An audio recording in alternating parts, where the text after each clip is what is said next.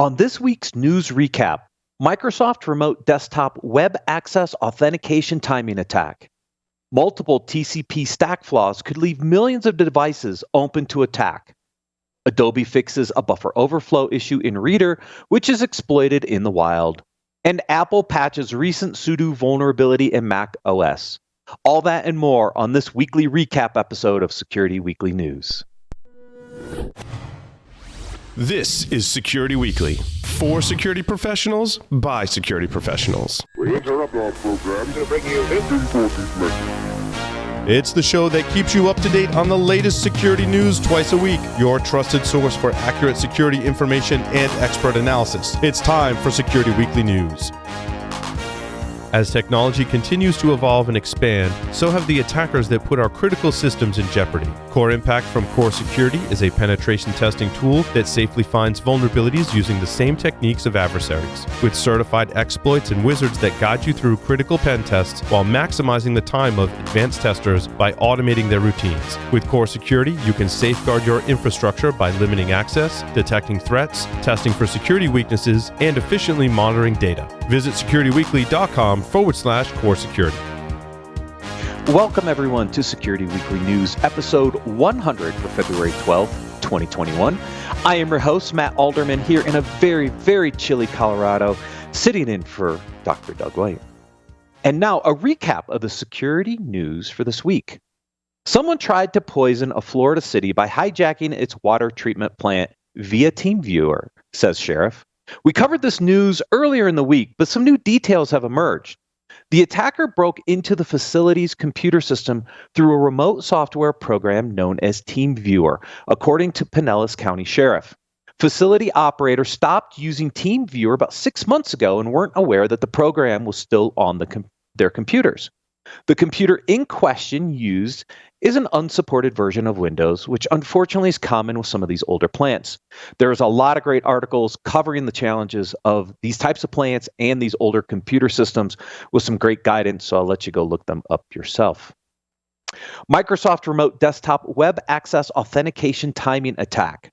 Remote desktop web access is susceptible to an anonymous authentication timing attack that can validate usernames within an Active Directory domain.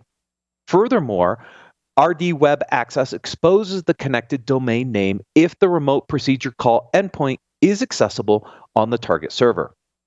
An anonymous attacker can exploit this behavior to gather intelligence about an organization's Active Directory environment and build a list of valid domain users for use in secondary attacks. A similar timing-based authentication vulnerability exists for the Outlook web application, OWA, that reveals valid usernames based on comparing the response times between authentication attempts using both valid and invalid usernames. Windows Server 2016 and 2019 are both vulnerable to this attack. On February 4th, Microsoft declined to service this vulnerability. The remediation for this attack is similar to the remediation related to the OWA authentication timing attack. Any of the following actions can mitigate the threat to this attack.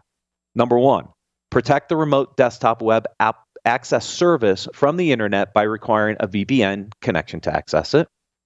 Two, proxy the remote desktop web access traffic either through an Internet Security and Acceleration server or Microsoft Federation service, as this mitigates the time-based attack. Or three, enforce multi-factor authentication for remote desktop services to prevent unauthorized logins from discovered usernames.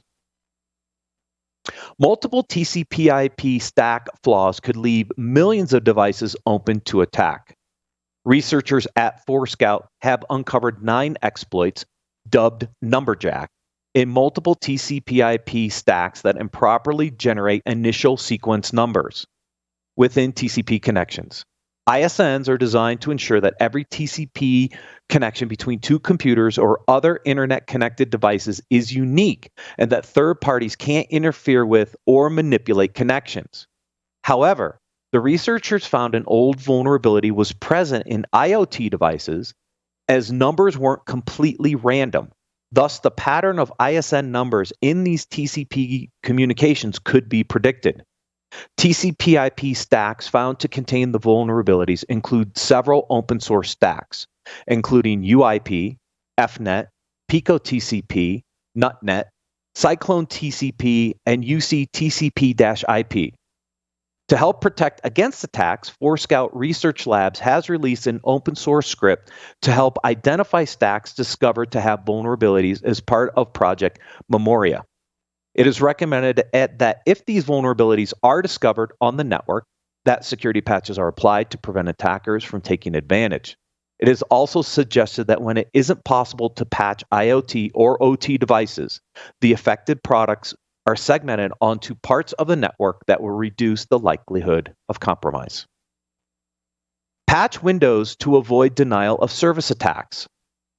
Microsoft has issued an alert urging customers to immediately patch 2 remote code execution vulnerabilities and another flaw known as CVE-2021-24086 that can be easily exploited to conduct denial of service attacks. According to Microsoft, while all 3 vulnerabilities affect the Windows Transmission Control Internet Protocol (TCP/IP) networking stack, CVE-2021-24086 is easy to exploit and can result in a stop error accompanied by the blue screen of death. A workaround for the flaws involves setting source routing for IPv4 traffic by using the group policy feature or the netsh command in a terminal window. For IPv6, blocking fragments can mitigate against the vulnerabilities, but could also negatively impact services that depend on the newer Internet Protocol. Adobe fixes a buffer overflow issue in Reader, which is exploited in the wild.